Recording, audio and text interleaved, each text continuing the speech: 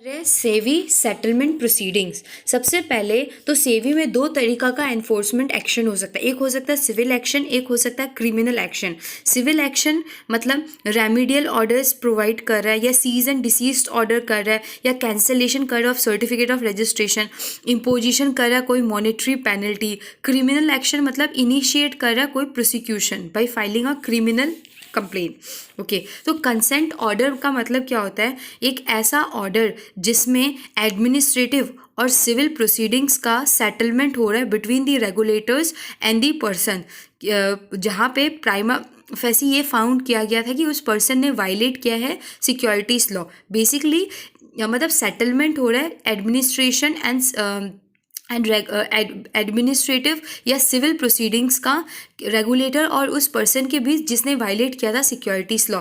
ये consent order का क्या फ़ायदा है, क्या होता है कि जो फ्लेक्सिबिलिटी प्रोवाइड करता है एनफोर्समेंट एक्शन में, कि लॉन्ग जो ड्रॉन लिटिगेशन है उसको बिना मतलब deterrence without resorting to long drawn litigation reduce करता है regulatory cost, save time, save effort. ये सब कंसेंट को ही सेटलमेंट का कंसेंट का ही नाम है दूसरा सेटलमेंट। मतलब बेसिकली तुम सेटलमेंट किसका होता है? सिविल प्रोसीडिंग्स का होता है। क्रिमिनल प्रोसीडिंग्स का सेटलमेंट नहीं हो सकता। सेटलमेंट किसके बीच में? वो रेगुलेटर के बीच में और वो पर्सन के बीच में जिसने कांड किया है। ठीक है, तो सेटलमेंट के लिए सबसे पहले तुम एप्लीकेशन देगा। एप्लीकेशन सबसे पहले तुम सेटलमेंट के लिए एप्लीकेशन देगा। एप्लीकेशन तो कोई भी पर्सन जिसके खिलाफ स्पेसिफाइड प्रोसीडिंग्स या तो इनिशिएट हो चुका है, या होने वाला है, या चल रहा है, तो वो एप्लीकेशन दे सकता है बोर्ड को कि सेटलमेंट के लिए। एंड बोर्ड को दिया मतलब बोर्ड में सबसे पहले वो इंटरनल कमेटी के पास जाएगा। इंटरनल कमेटी उसको रेकमेंड करेगा अपना टर्म्स, फिर वो भेज देगा, रेफर कर देगा हाई पावर्ड एडवाइजरी कमेटी को, फिर high powered advisory committee recommend करेगा, फिर वो भेज देगा panel of whole time members के पास। तो इसमें सबसे पहले तुम एप्लीकेशन किया, एप्लीकेशन के साथ साथ नॉन रिफंडेबल फीस और एक अंडरटेकिंग भी जाता है। Application true and fair disclosure होना चाहिए। एंड अगर सेम कॉज ऑफ एक्शन है तो सारा प्रोसीडिंग से रिलेटेड सिर्फ एक ही एप्लीकेशन जाएगा। एंड एप्लीकेशन अगर कंप्लीट नहीं है या कंफर्म नहीं कर रहा है रिक्वायरमेंट के लिए तो एप्लीकेंट को रिटर्न कर दिया जाएगा। एंड एप्लीकेंट को रिवाइज एप्लीकेशन 15 दिन के अंदर सबमिट करना है।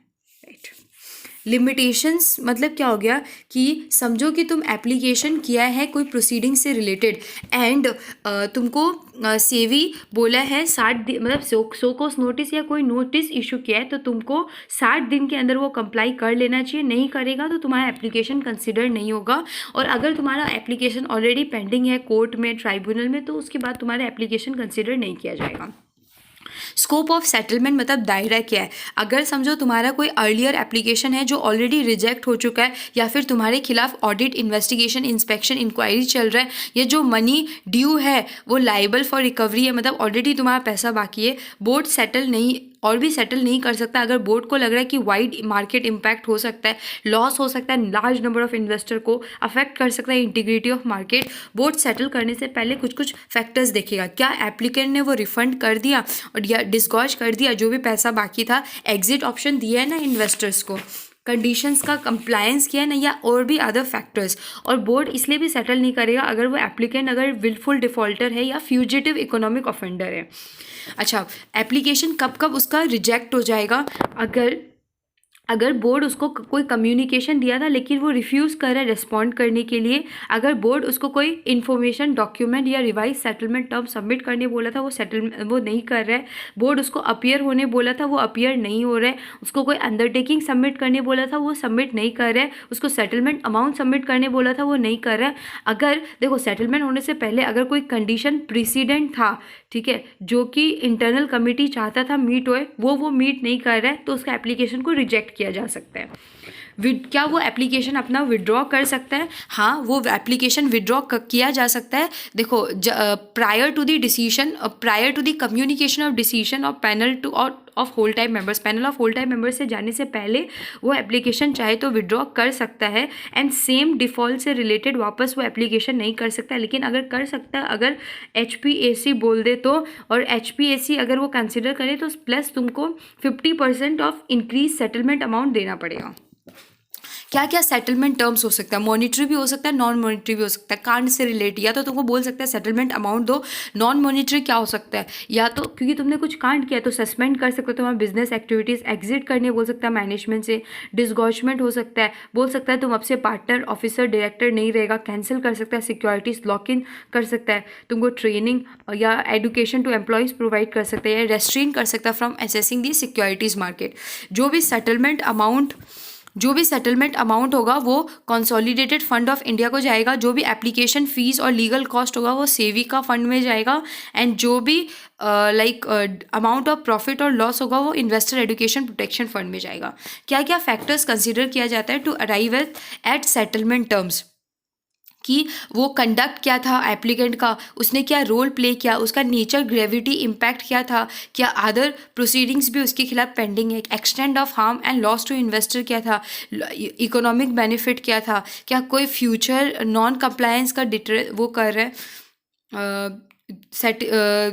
और कोई एनफोर्समेंट एक्शन है जो कि उसके खिलाफ इनिशिएट किया गया है, और कोई फैक्टर्स। 3 कमेटी होता है, सबसे पहले होता है internal committee, high powered advisory committee, फिर उससे जाता है panel of whole time members. High powered advisory committee में बेसिकली बोर्ड कंस्टिट्यूट करता है हाई पावर्ड एडवाइजरी कमेटी। इसमें जुडिशियल मेंबर होता है जो कि सुप्रीम कोर्ट का जज या हाई कोर्ट का जज होता है। 3 एक्सटर्नल मेंबर्स एक्सपर्टीज होता है और 3 साल का इसका टर्म होता है। फर्दर ये एक्सटेंड हो सकता है 2 साल तक। इसका कोरम में 3 मेंबर होगा एंड मेंबर चाहे तो ऑडियो विजुअल फैसिलिटी भी पार्टिसिपेट कर सकता है। बेसिकली क्या होता है, अगर कोई भी member high powered advisory committee का अगर सीक रेक्यूजल, मतलब अगर उसका कन्फ्लिक्टिंग इंटरेस्ट है तो 2 या 2 से जो बाकी जो मेंबर बचा हुआ है वो अपना रिकमेंडेशन दे सकता है। अगर कोई कंसेंसस पे नहीं पहुंचा तो जुडिशियल मेंबर अपना रिकमेंडेशन दे सकता है। अगर जुडिशियल मेंबर का कन्फ्लिक्ट ऑफ इंटरेस्ट है तो बाकी 2 या 2 से ज़्यादा मेंबर अपना रिकमेंडेशन दे सकता है। अगर सबका कन्फ्लिक्ट ऑफ इंटरेस्ट है तो फिर board another high powered advisory committee formulate कर देगा। इंटरनल कमेटी भी बोर्ड कंस्टिट्यूट करेगा। इंटरनल कमेटी में officer of board not below the rank of CGM होगा, चीफ जनरल मैनेजर, यहाँ जज नहीं होगा। ओके तो इंटरनल कमेटी कैसे करेगा सेटलमेंट टर्म। देखो सबसे पहले इंटरनल कमेटी के पास जाता है तो एप्लीकेशन इंटरनल कमेटी को रेफर किया जाएगा। इंटरनल कमेटी डिसाइड करेगा क्या ये प्रोसीडिंग सेटल होना चाहिए, अगर सेटल होना चाहिए तो इसका सेटलमेंट टर्म्स क्या होना चाहिए।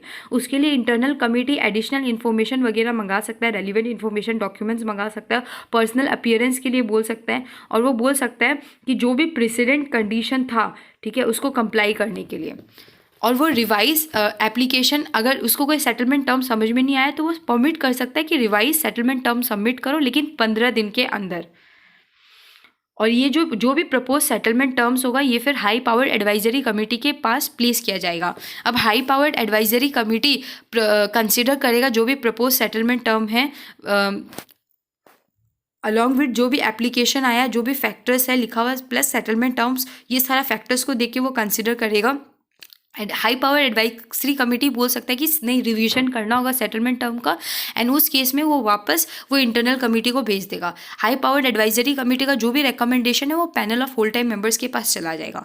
Now panel of whole time members high powered advisory committee का रिकमेंडेशन कंसिडर करेगा। वो एक्सेप्ट भी कर सकता है, रिजेक्ट भी कर सकता है। अगर वो रिजेक्ट कर रहा है तो रिकॉर्ड कर देगा रीज़न, कम्युनिकेट कर देगा एप्लीकेंट को। अगर वो एक्सेप्ट कर रहा है तो 7 दिन के अंदर वो डिमांड नोटिस इशू करेगा एप्लीकेंट को, एंड एप्लीकेंट को 30 दिन के अंदर रेमिट करना होगा सेटलमेंट अमाउंट, ठीक है। एंड अगर वो रिजेक्ट करता है, मतलब अगर वो एक्सेप्ट नहीं करता रिकमेंडेशन, तो वो री एग्जामिन के लिए भी बोल सकता है। एंड अगर वो री एग्जामिन हुआ तो फिर वापस वो इंटरनल कमेटी के पास जाएगा, फिर advisory high powered advisory committee के पास, फिर panel of whole time members के पास आएगा। क्या समरी सेटलमेंट प्रोसीजर हो सकता है? हाँ हो सकता है।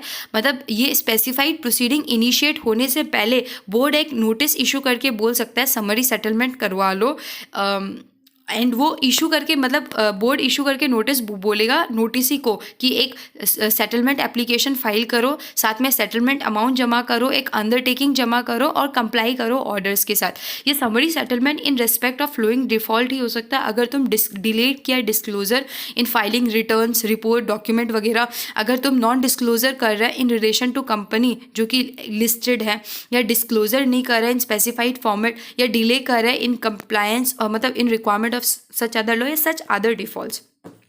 जो भी नोटिस ही है उसको 30 दिन के अंदर जब उसको नोटिस ऑफ सेटलमेंट मिला फाइल कर देगा, सेटलमेंट एप्लीकेशन रेमिट कर देगा, सेटलमेंट अमाउंट और कंप्लाई करेगा ऑर्डर।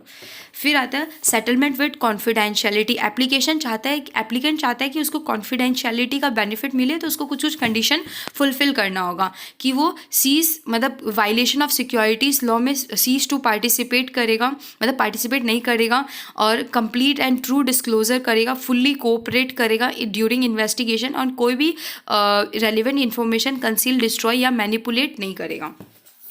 क्या कॉन्फिडेंशियलिटी रखना वो चाहे तो रख सकता है लेकिन नहीं रखेगा अगर ज़रूरी है,